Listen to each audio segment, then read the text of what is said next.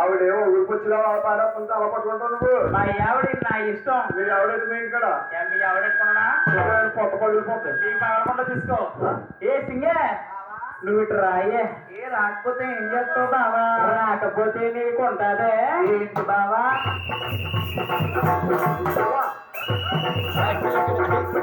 బావా అలా ఊపకు బావా. సింగే అలాగా ఊపకో. రోడ్డు మీద కుక్కలు తిరుగుతున్నాయి అటు ఇటుని. కుక్కలా తిరిగితే అలా ఊపడం ఏ కుక్క అన్నా చూసింది అనుకో కోరుకుంటాను కూడా పీక్కునే